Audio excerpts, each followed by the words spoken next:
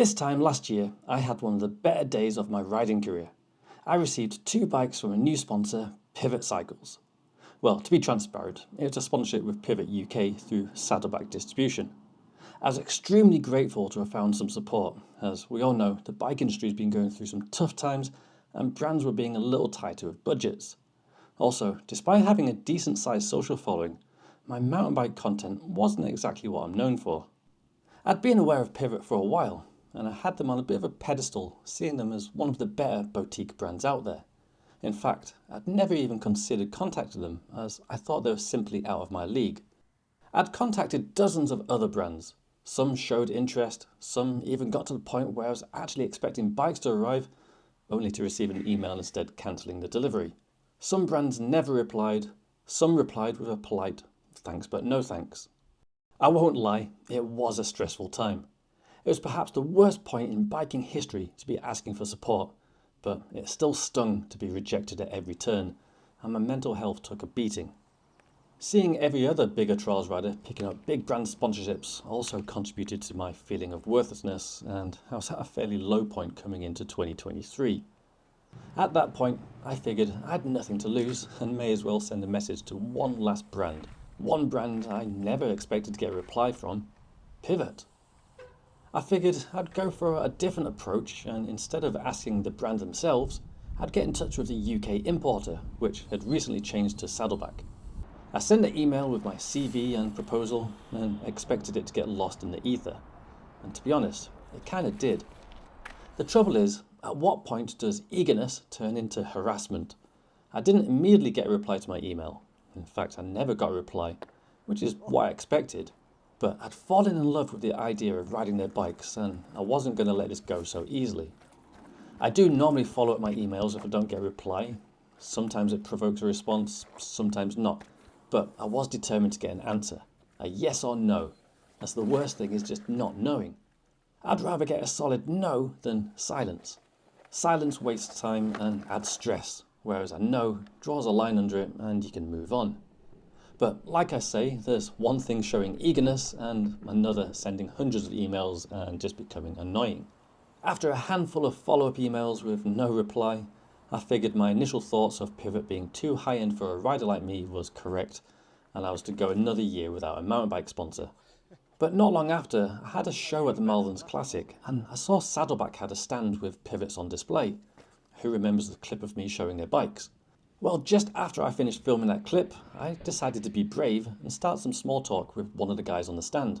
Turns out that guy was Josh, and one of his roles was the athlete manager. I mentioned I'd sent an email over and asked if he'd seen it. He said he hadn't, but would take a look. Fast forward a week and Josh was true to his word and found my email. Not only had he read it, but he liked what he saw. We talked about what we could offer each other and came to an agreement. Had I finally achieved my goal? Had I achieved my goal with my dream brand? I didn't let myself get too excited. I had 2 brands previously give me verbal agreements. One of them pulled out the day I expected to receive a contract, and the other pulled out the day I expected the bikes to arrive so I could test them before signing a contract. As keen as Josh sounded, nothing was guaranteed. Josh was great though. A contract soon arrived in my inbox, and after a little editing, it was signed and I could relax a little.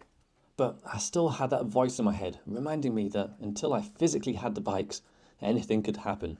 So even though I felt some relief with signing a contract, I still felt on edge and had what felt like the longest wait while the bikes were on their way. So yeah, obviously the bikes arrived. And after years of rejections, I finally felt like I had a brand on board that believed in me. I must admit, it's not healthy judging your self-worth in this manner. I'm normally quite content with the way things are, but it takes a strong person not to have years of rejection affect them in one way or another.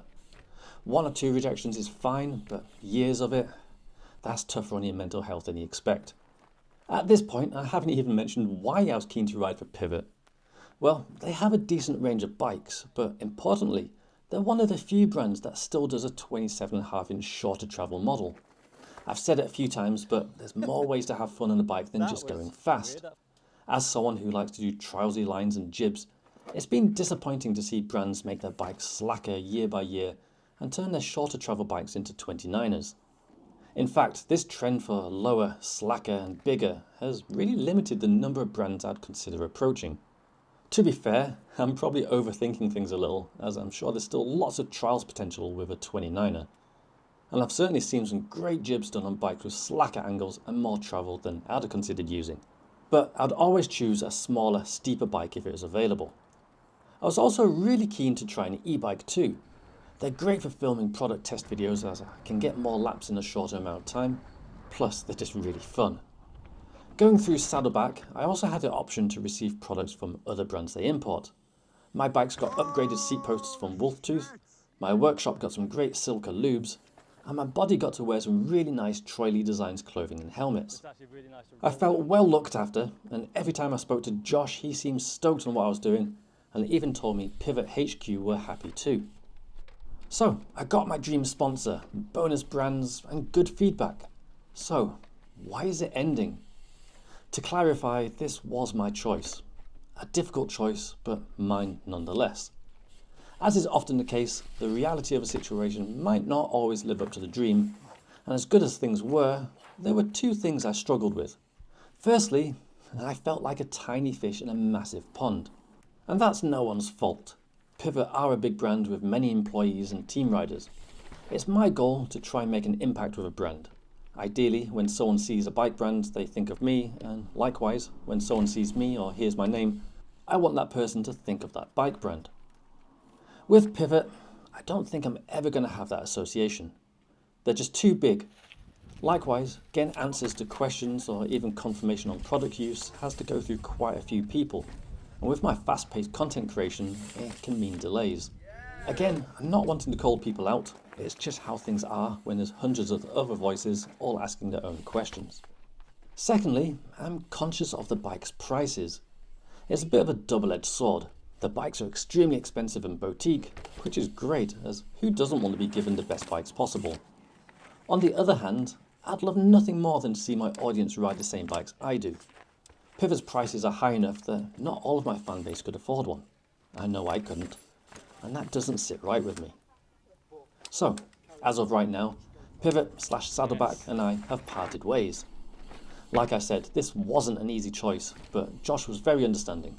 We've left on good terms, and I want to thank Josh, the other folk at Saddleback, and also to those at Pivot HQ for their support this last year.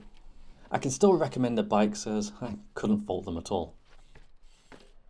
So, what's next? I'm not left high and dry. I have a new mountain bike sponsor I'll be announcing shortly once the cute thief has been to collect the bikes. I won't say who it is just yet, but I will tell you some reasons why I think this would be a better fit for me. It's a smaller UK brand. This means I'm talking directly with the people in charge and in my time zone. This is great as decisions can be made quicker and I can actually go and meet them if needed. The bikes are also award-winning yet amazing value and have a decent range which they're currently growing. Being smaller, I hope I can have more of an impact with sales. Like I said, I'd be so stoked to see people ride the same bikes I ride. They also seem focused on giving the customer the best experience possible. I won't go into details as it might contain spoilers, but the brand has a really great ethos which is important to me. Plus, with how Brexit has been, I like the idea of supporting a UK brand. If you think you might know who it is, then please give me a guess in the comments. The brand has agreed to a small prize and I'll pick a winner at random from the correct guesses. A word of warning though, I actually stopped doing competitions because of how many scams popped up. Please don't reply to any comments you are suspicious about. Scammers will try and make an account look like mine, so be vigilant. And definitely don't give anyone any personal details. I'll be in touch with the winner once I make a build video announcing who the new sponsor will be. Thanks once again to Pivot, but onwards and upwards, and maybe I'll even ride the world's hardest trail this year. Thanks so much for watching, and I hopefully won't have you guessing for long. Have a great week, and see you later.